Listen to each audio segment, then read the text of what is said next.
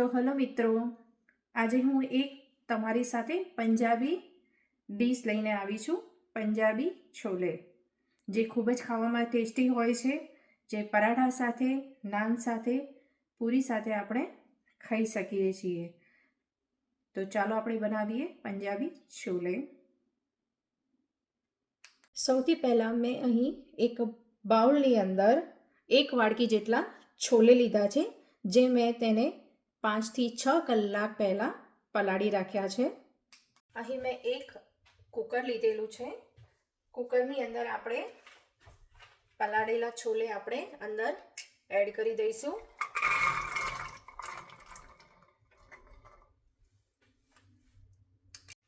પછી આપણે તેની અંદર પાણી એડ કરીશું। મેં અહીં 1 ગ્લાસ જેટલું પાણી લીધું છે। તેની અંદર હું 1 ચમચી જેટલું મીઠું એડ કરીશ।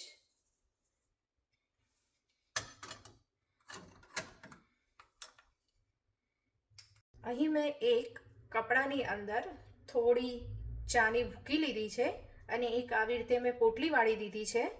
તેને આપણે આ પાણીની અંદર વચ્ચે મૂકી દઈશું અને આપણે કુકરને બંધ કરીને એને 5 થી 6 સીટી વાગે ત્યાં સુધી એને બોઇલ કરી લઈશું। અહીં મેં થોડા લાલ સૂકા મરચાં લીધા છે, એક દાલચીની લીધું છે, એક તેજપત્તું લીધેલું છે।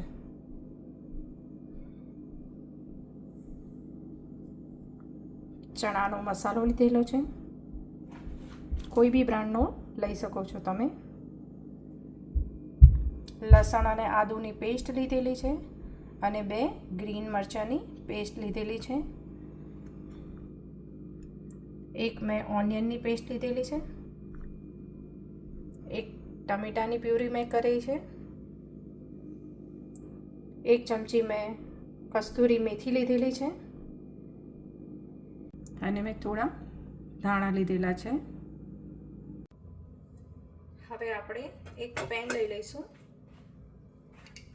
અને આપણે ગેસની ફ્લેમ ઓન કરી દઈશું।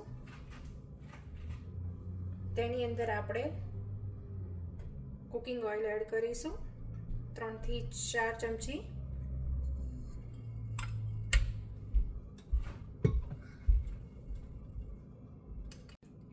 અહીં આપણું તેલ ગરમ થઈ ગયું છે। હવે આપણે એમાં 1 ચમચી રાઈ એડ કરીશું,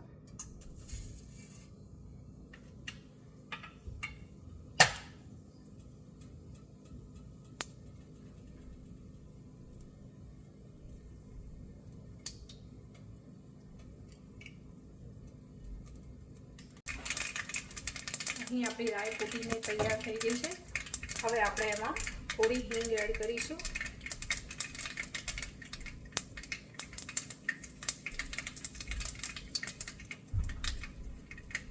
અને તેની અંદર થોડા આપણે લીલા મરચાં એડ કરીશું, એક દાલચીની એડ કરીશું, એક તેજપત્તું આપણે એડ કરીશું અને આપણે જે ટમેટોની જે ઓનિયનની પ્યુરી બનાવી હતી તે એડ કરીશું।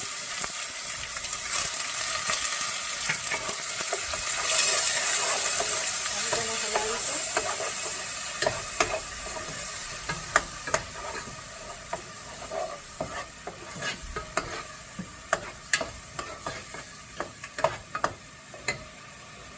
થોડી વાર એને ચડવા દઈશું। હવે તેમાં આપણે લસણ અને આદુની પેસ્ટ એડ કરીશું અને ગ્રીન મરચાંની જે પેસ્ટ બનાવી હતી એ આપણે એડ કરીશું।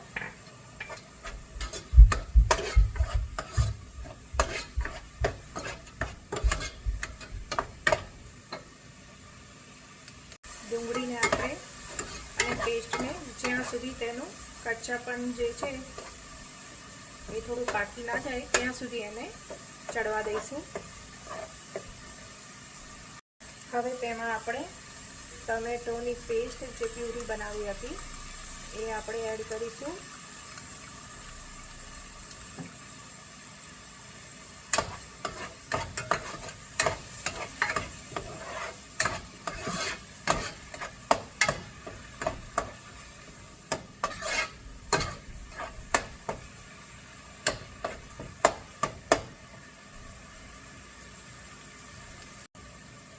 હવે આપણે તેમાં બીજા મસાલા એડ કરીશું.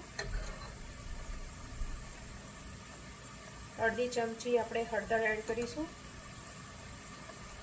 1 ચમચી ધાણા પાવડર એડ કરીશું.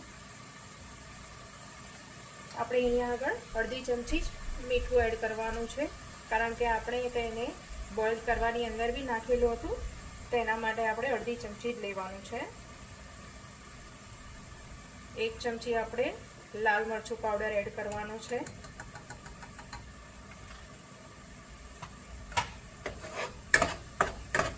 આ બધું તેને આપણે મિક્સ કરી લઈશું.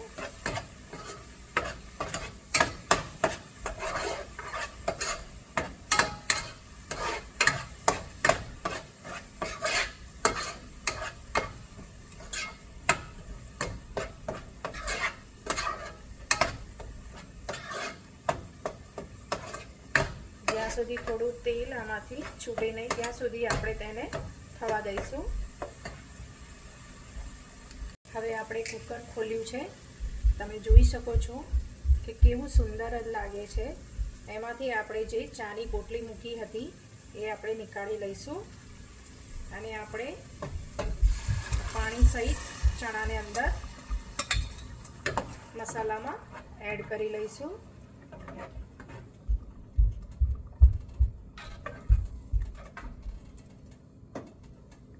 કારણ કે બહાર હોટલ રેસ્ટોરન્ટની અંદર આ રીતે જ છોલે ચણા બનાવવામાં આવે છે, તો આપણે તે પ્રમાણે બનાવીએ છીએ. હવે આપણે તેમાં છોલે મસાલો જે હતો એ એડ કરીશું.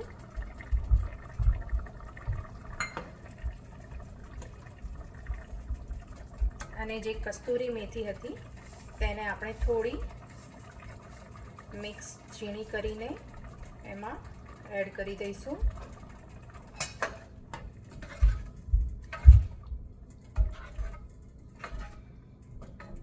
અને ઉપરથી આપણે થોડા ધાણા એડ કરીશું અને એને 5 થી 10 મિનિટ માટે ચડવા દઈશું. તો મિત્રો, અહીં આપણી છોલે પ્લેટ તૈયાર છે.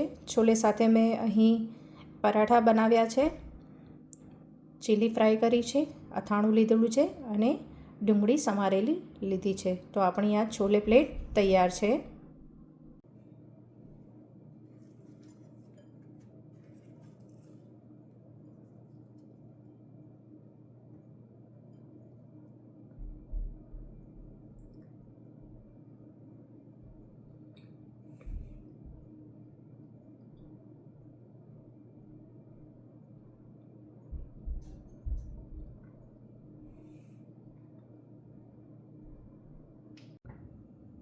તો મિત્રો, તમને મારી આજની આ રેસીપી કેવી લાગી?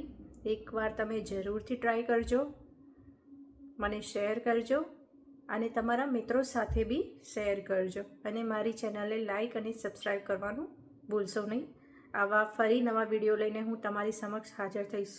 ત્યાં સુધી બાય બાય.